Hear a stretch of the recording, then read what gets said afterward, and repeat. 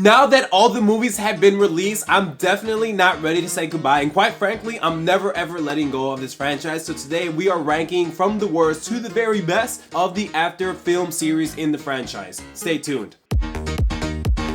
Hi, how you doing today? It's just Jess here. Hope you're having a good day. And today, yes, so we got the film series After franchise, and we are rating from the worst to the very best of the movies in the series. Keep in mind, I don't hate any of these movies. Quite the opposite. Some of you have known me because you've came on because I've done previous reviews of individual films with link below because I've only done 3, not all 5 of them. So we're just ranking them in terms of how much did I feel connected with them, love, respect, emotional heartbeats of the movies of the series, and which one closely resembles the books to translate into the movies. And by the way, folks, if I sound a little bit weird, I just started getting over a cold that happened a few days ago, so that's why I sound a little bit weird. I still sound congested. I'm not sick. I feel actually better, but still, it's like, it's hard to, I still gotta make YouTube videos for you guys and for us. So, and by the way, guys, let's do a little disclaimer. I read all the books. I have all of the movies on Blu-ray, better bitrate, better color accuracy, and I am a fan of this franchise. I used to go to school to get my psychology degree to become a relationship therapist, so marriage counselor for those of you that don't know. I want love to succeed. I like females. If I see a girl giving me eye contact at the mall, at Comic-Con, at the bar, at music festivals, you know, at haunted houses, it's so scary because we're in like the scary season right now. I will say hi, like I'll approach them because a lot of guys get stigmatized talking about love, romance, and I want this genre to succeed. Not just this franchise, but like love in general. Some of you know that because you've came here before, and I thank you so much. It really means a lot. I know who you are because we've been talking in the comments, but still, for those of you who don't know, my dude likes girls, had that history, but I want this to succeed. So I'm not hating on it because a lot of guys get stereotypical online. Oh, he's talking about romance. He shouldn't be talking about romance. It's a girl thing. But if you ask anybody, it takes 2 to tango. Even if you're LGBTQI, still takes 2 to tango. A guy and a girl and a girl, a guy and a guy, doesn't matter. Guys still like being naughty. Even though they don't like talking about it, they still do, trust me.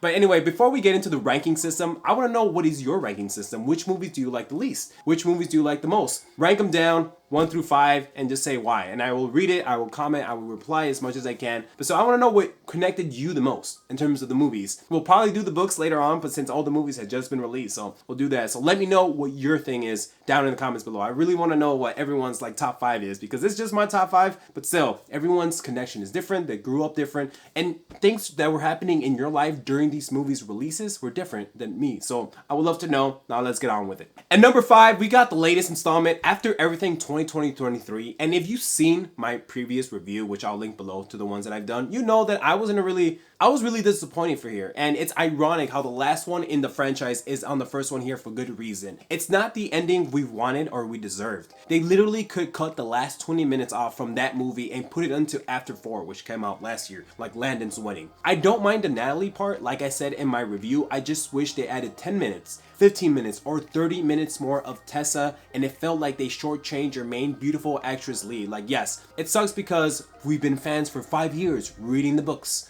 watching the movies, watching them online, buying tickets to actually go to the theaters. It's like, although it's not that bad, you do see Hardin's growth in changing himself to become a better person, such as changing the way he looks at relationships, alcohol, Natalie. I mean, that's weird because he's trying to like make amends with his past, so they made a whole blown movie, which Natalie only had a few pages in the book, but it's amazing to see his mindset change. So that is a good thing. And of course, that scene with Christian Bonds was amazing. The father figure that we all like wanted him to have. The fans deserve better. This was not the Avengers Endgame level we wanted. Short change, it felt rushed. It was an hour and 33 minutes. Even 30 minutes more would have made it like 2 hours and 3 minutes. And keep in mind, other romance movies are 2 hours, around that length. And you couldn't do that to end it on a great note. It just felt sour. And number 4, we got the first one to kick it all off. We got After 2019. When this movie came out, I remember it came out in April of 2019. I literally finished the first book that morning in this room. I was like, I can't wait to go watch the movie. And of course, I couldn't believe what I was watching because I watched 50 Shades and I also read the books, but this was another one closely related to us because we're younger, you know, even if you're older, anyone can relate. But it's like the romance, the sex, translating from the book to the screen. I was like, oh my God, like they have scene from this, Hardin's this, they have the Molly scene in the beginning when they're taking the shots. I was like, dude, this is amazing. I just had no idea what came after.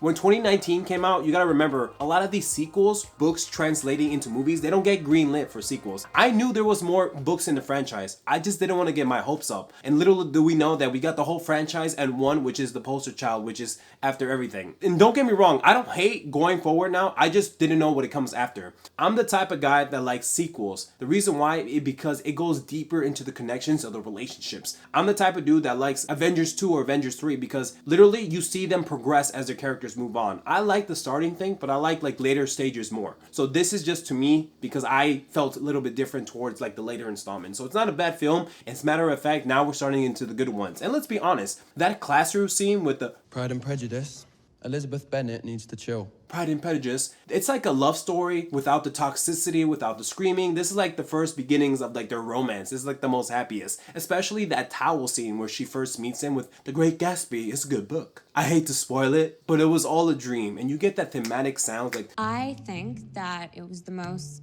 revolutionary feminist novel that I'd ever read.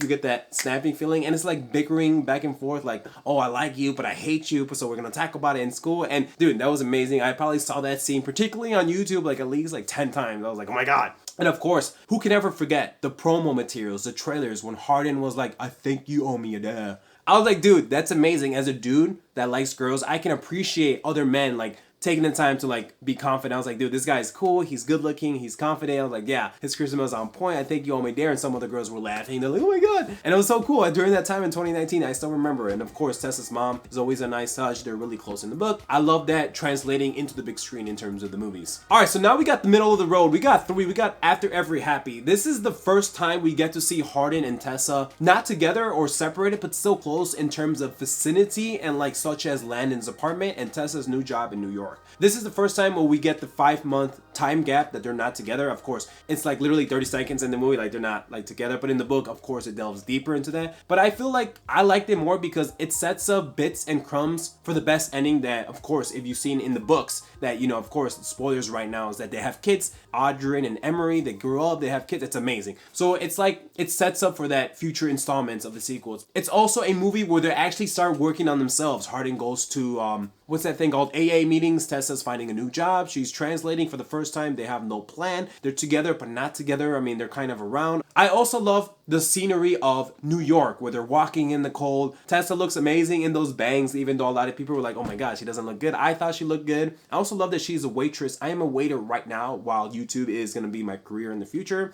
I also like that. It was cool. It was more adultish. It was like fine dining established with steaks and Nora and then Landon's there. I'm like, oh my god, this has some good narrative beats, especially from the book, translating into the movie, which I'm like, dude, now that we don't get that puppy dog love, it's now in more an adult matures tone.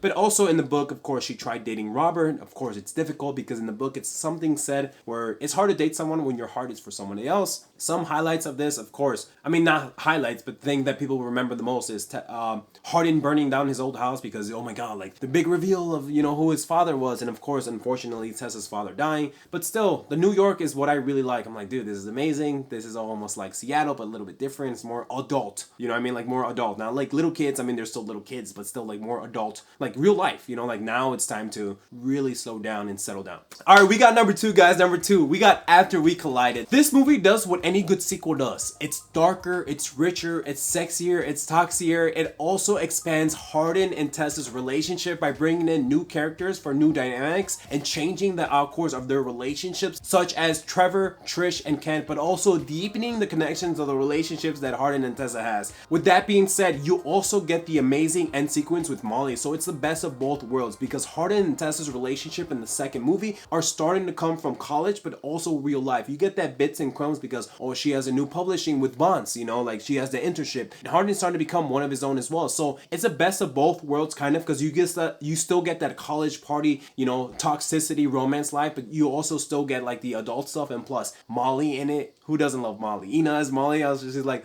and then the way she tells Hardin, he's like, I've been bad, but you like it when I'm bad. I thought that was pretty cool. It's also them moving up in the world. Whoa. There is no, you're Tessa that anymore. This still has remnants of what made the first one so memorable, which is Hardin and Tess. Like, even though a lot of people do say it's just most of them just screaming, talking, toxicity brings into the mix, which is not that puppy love, but it's just more sexier and dynamic, which I did like. I'm like, dude, that's amazing because you still get the screaming, you get the amazing sex, you get the booze, you get the partying, you also get like Trevor and Christian Vance and F and Trevor, and then they're in the party, they're clubbing. It's like, oh my gosh. And then of course the down thing is just Tessa's car crash, which the movie glazed over. I'm like, what? Like, the movie just paid it out for laughs, but whatever. It's still a lot of good things in this movie. And you also get to see more of Hardin's first condo and Tessa's father at the end, which is like a crazy big reveal. But like I said in the beginning, this movie does what any good sequel does. Deeper, darker, richer, delving into the connections of relationships of the characters, of the main characters that we know, and also expanding on them by bringing in new characters such as Trish, freaking Trevor, and Christian Vance, which of course he was in the first one, but still he was like mentioned, but now we actually see him. Alright, so we got the first one, and the first one that I really connected to and I really like is After We Fell. So let's start with the best. Of course, why did I like this? Let's start with the beautiful ending sequences, the way it was shot, with two beautiful women such as Kimberly and Tessa on the outside on a beautiful cold sunny day talking about what just happened.